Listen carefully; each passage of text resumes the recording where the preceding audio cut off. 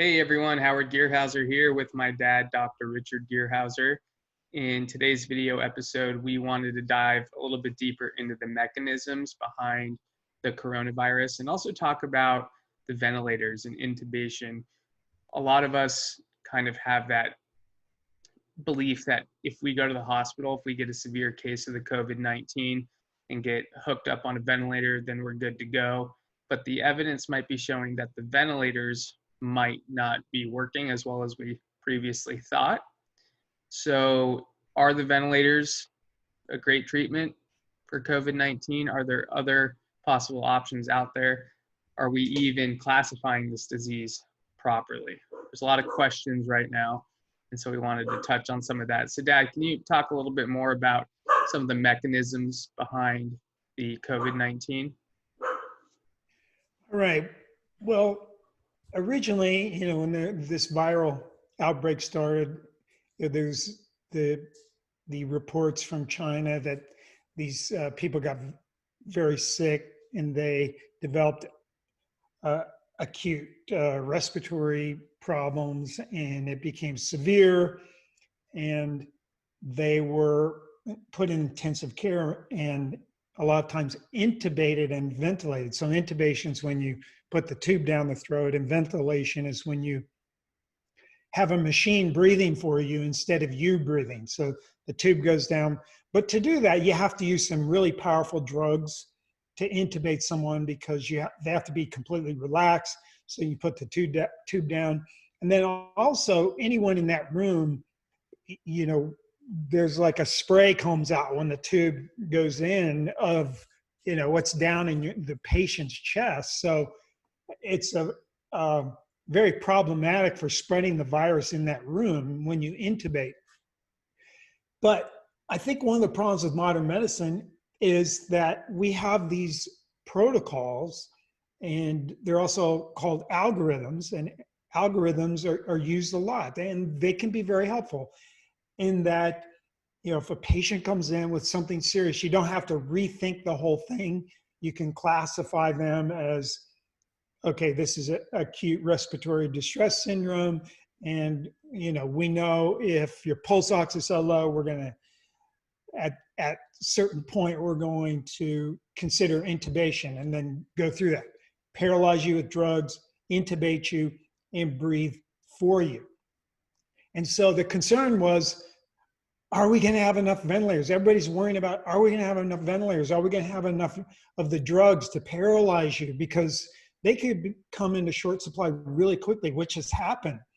And do we have enough people with the expertise? You have to have a lot of expertise to intubate. Most doctors, intubate when they're interns, but then they never intubate again. So if you got them in the hospital and asked them to intubate somebody and they haven't done it in 5 years, 10 years, or like me, 25 years, probably wouldn't know how to do it. Probably wouldn't have the skill to do it. So all these things were a huge concern.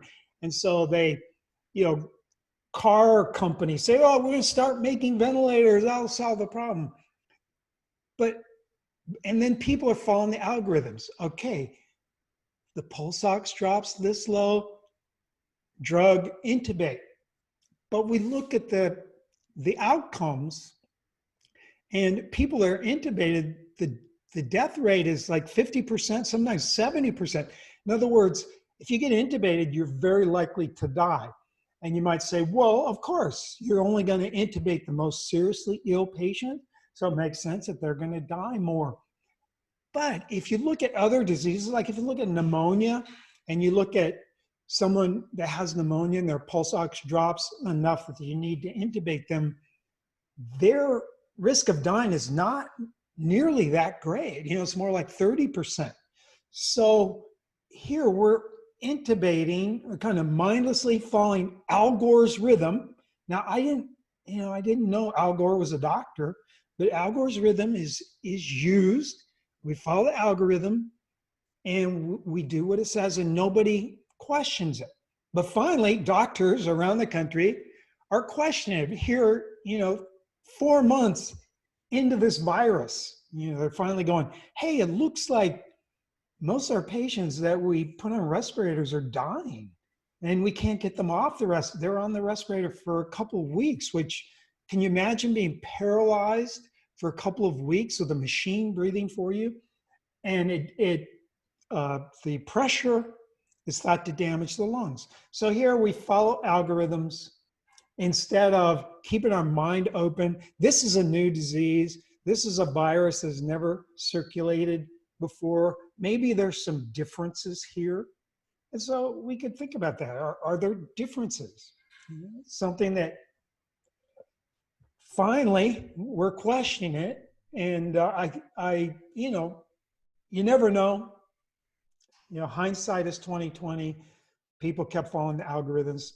Will we find something new? Will we find that, hey, we want to intubate and ventilate only as a very last resort because it's not saving people? So there were some other recommendations that we've given in prior videos. Can you maybe touch on some of those that could help as opposed to relying on the healthcare system or a ventilator, worst case scenario? Well, I think, something else that ties into this is some small in vitro research, or means in a test tube research. So we can't say for sure this is absolutely real or whatever, but what they found is that the virus codes for proteins. So these proteins are made in the cell, and these proteins attack hemoglobin. So hemoglobin is a protein that carries oxygen. So these proteins attack hemoglobin. They release the iron from hemoglobin. So iron, when it's released, free iron is very reactive in our bodies. So our body does not want free iron sitting around. Now, what it does with that free iron is it attaches it to ferritin, which is a protein. So ferritin levels in these patients are very high, and that's because of this free iron. So a new mechanism of why the patient might have low oxygen in their blood is because their hemoglobin's broken. So that ventilating them, and this is theoretical at this point, but ventilating them as if they had a lung problem when they have a blood problem. They don't have a molecule that carries oxygen. So of course their oxygen is low, and paralyzing them and ventilating them is not really going to help that situation. And so this could be the reason. Again, I'm not saying this is the reason, but doctors out there are questioning. I saw this one video of a young doctor who's going, what the heck are we doing? The ventilator is not helping my patients at all, yet we keep following the same algorithm and intubate them and ventilate them, and it's not helping them. They're dying. And then we hear the reports from China and from Italy that a lot of the people that were on ventilators for a long time have severe lung damage that they're going to have for the rest of their life. And that some people seem to be relapsing, like in Korea, they find people relapsing, and some think that that's the damage to the lungs that's causing this relapse. So here we have a mechanism that maybe it's not an issue with ventilation. So maybe it's more important to get back to the things that we think are contributing to the disease or contributing to the damage. So one of the things that happens, so the virus has to be activated, and it's activated by our own proteins. So we have proteins in our cells. They're proteases called furins. So furins remove a few amino acids off the spike protein in the virus. So they remove a few amino acids, and when they remove those, then that spike protein can attach to the ACE2 receptor and get in the cell. So there are things that decrease furins. So furins is one aspect, and then the other aspect, what is thought to cause death besides low oxygen, is kind of the vicious cycle of what's called a cytokine storm. So a cytokine storm is when macrophages, which are our immune molecules, go into the lungs, because we have pneumonia or we have a virus in there, and it goes in there to try to help clean it up, and it releases a protein structure that's called an inflammasome. These inflammasomes, or the one that's particularly released in this case, is the NLRP3 inflammasome, and it releases the inflammatory cytokines that cause the cytokine storm, which is just an overreaction of our immune system that basically becomes a vicious cycle and takes us out. So we want things to maybe dampen down the furins. Now, we can't block furins. The drug companies want to build drugs to block furins, but we can't block them. They do important things in our body for our own other proteins that need to be activated. If that activates all kinds of proteins. So we can't just go the drug way and block it, but there's things like vitamin C. Vitamin C is anti-furin. Vitamin C is anti-NLRP3 inflammasome. Wow. What were they using in China to treat COVID-19? They were using vitamin C, and they report that it's very effective. And they didn't use that big of doses. They used like 3 grams orally or 7 grams, 5 to 7 grams IV. That's something you can buy at the drugstore and take on your own. Now, I'm not saying do that. Talk to your doctor first. I'm not practicing medicine here. But here's something that works on multiple aspects. Now, the free iron, I told you it causes lots of damage. Well, one of the things it does is it greatly reduces your nitric oxide. Nitric oxide keeps your blood vessels open, and nitric oxide is antiviral. And what increases our nitric oxide? Vitamin C. Okay, one of the other treatments we mentioned that also decreases this inflammasome is melatonin. Now, one thing you may not know is that pregnant women, especially women in their 3rd trimester of pregnancy, almost never die when they get COVID-19.